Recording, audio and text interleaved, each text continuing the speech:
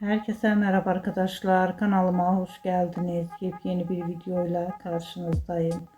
Arkadaşlar bugünkü videomuzda Türkiye'nin güzeller güzeli Birce Akalay'dan yepyeni görüntüler geldi. Birce Akalay'ın tatilden olan muhteşem görüntülerini sizler için YouTube kanalımda video halinde sunuyorum arkadaşlar. Umarım beğenirsiniz. Videomu beğendiyseniz kanalımı izlemeyi ve bildirim butonuna basmayı unutmayın.